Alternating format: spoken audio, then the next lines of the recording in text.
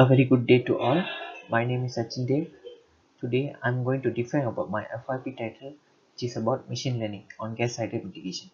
Before I start my presentation, I would like to show gratitude to my FYP supervisor, Dr. Bhajan Lal, for guiding me well in preparing my proposal defense and future guidance in completing my FYP.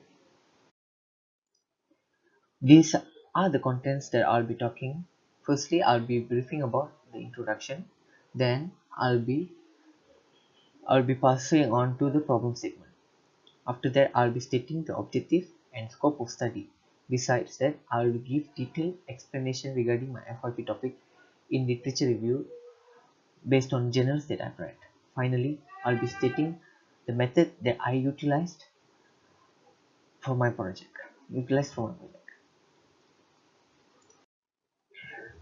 To begin my presentation, I would like to brief the flow of my presentation. Firstly, I'll be providing the idea about what is gas hydrate. Then, I'll be explaining on how the gas hydrate will form. Later on, furthermore, I'll be talking about the chemical inhibitors that are used, which are known as THIS, LHIS. Further, correct term, full term of this THIS and LHIS will be explained detailed in literature review part. These both THI and LHI are risk management strategy to prevent growth of gas hydrate. Finally, detailed explanation on advanced management strategy is the implementation of machine learning. Next, I will pass on to the problem statement. Based on the articles that I've read, several researchers predicted that gas hydrate formation using machine learning ML, known as ML models, where the outputs will be pressure and temperature from the collected data points. However, there are scarce information that predicts the output, which is enthalpy. This is the difference that I will be implementing in my final project.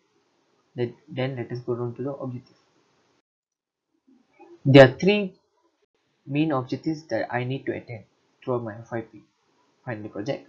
The first objective is to develop machine learning models for predicting carbon dioxide and methane from the provided data of those molecules.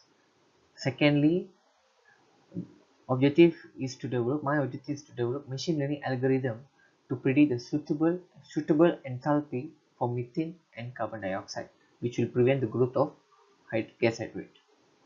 Third objective is to validate the commercially available machine learning models. Next, I'll be talking about the scope of study. First scope of study I need to venture is to undergo model selection for machine learning, where there are various machine learning model algorithms such as artificial neural network, least square support vector machine known as LSSVM, extremely randomized tree can be simplified as extra trees, Gaussian process regression known as GPR. Second scope of study is to predict the required enthalpy that will inhibit gas hydrate formation. I will utilize the ML algorithm using Anaconda Notebook, where there is a built-in Python programming. Thirdly, is to analyze the collected data of carbon dioxide and methane. From this data, I will have to segregate the data into two mediums, which are training set and test set, in terms of pressure, temperature, and concentration. Then, I will compare the result with other commercially available data. Now, let us go on to the literature review section. What is gas hydrate? According to author Kin, it is a solid inclusion with gas molecules that encapsulated by hydrogen-bonded water cages. According to Langdberg and Kazi, they stated that it is a crystalline structure formation resulting of gas molecules stabilizing with the water lattice. Whereas according to Olejayer, it is a clatrate formed with gas molecules such as carbon dioxide, hydrogen sulfide, methane. It engulfs with the lattice of the H2O, which is water. It is crucial to prevent growth of gas hydrate because it can cause plugging flow in oil and gas pipeline, which can lead to burst of pipelines if not taken actions. Gas hydrate takes place in high pressure and low temperature, where current oil and gas pipeline is located under seabed, which is suitable for gas hydrate formation.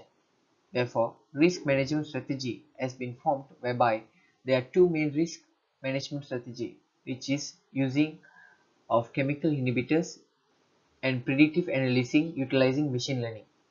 For chemical inhibitors, there are two inhibitors known as thermodynamic hydrate inhibitors, which is known as THIS, and low dosage hydrate inhibitors, which is known as LHIS. For this THIS, there are two inhibitors used such as methanol MUH and monoethylene glycol MEG. Both are used to inhibit growth of hydrate. This THIS is not vastly utilized due to increase in operation and capital costs, which is economically unfavorable. Thus, based on research, another alternative has been used, which is using low dosage hydrate inhibitors (LDHIs). There are two LDHIs which is being implemented, such as kinetic hydrate inhibitors, acronymed as KHI, where its function is to delay the hydrate nucleation. Another LDHIs known as anti-agglomerants (AAs), acronym known as AAs, where its function is to promote the hydrate particle dispersion. This LDHI is preferred more than THI because it is cost effective and decreases the chemical storage and injection amount. Advanced risk management has been placed to prevent growth of gas hydrate, which is implementation of machine learning, where it is moving towards achieving the Industry 4.0 goals. Further explanation on machine learning will be on the next slide. What is machine learning? Will be asking. What is machine learning? Machine learning is a universal toolbox used for classification and regression issues from the given data. It is application of artificial intelligence which focuses on development of computer programs that can access data and use it for themselves. Aim of ML is to allow computers to learn automatically without human intervention and assistance. There are three methods applied in ML, which are supervised learning, unsupervised learning, and reinforcement learning. Supervised learning is applying what is learned in the past to new data using labeled data to predict the future events. Whereas for unsupervised learning, information that is provided is not labeled, where it describes the hidden structure from unlabeled data, where it does not figure out the right output. Example for unsupervised learning is known as example usage of unsupervised learning is known as big data visualization from slides is customer segmentation.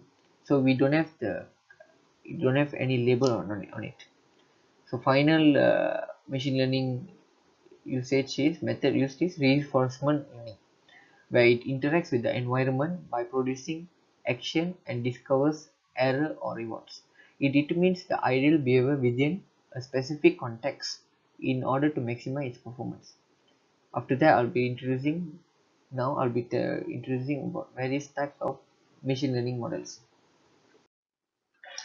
From the research paper that I've read, the ML model is known as ML models in this slide known as extremely randomized tree, which is shortened term is called as extra trees. It generates several trees in terms of regression and decision trees from whole training example. It follows top-down approach, where shown inequality is fulfilled, correct path will be on the left hand side. If not, if it's wrong, it will be following on the right hand side. From the research paper, it implements supervised learning where the labeled data inputs are hydrate, gas composition and pressure.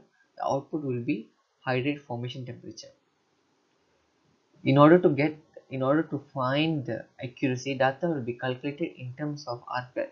R square meaning is coefficient of determination percent, and AARD, which is average absolute relative deviation percentage. So usage of R square is to determine the accuracy of this data predicted. So from this model, we can obtain R square value of 99.7%, where its prediction of the output is precise, that it will not cause the growth of gas hydrate based on the temperature. So it predicts the correct temperature where the gas hydrate will not form, and at which temperature the gas hydrate will form. This ML model known as is least square version of support vector machine (LSSVM). So based on aviation and Gassy, use of LSSVM is to reduce complexity of support vector machine.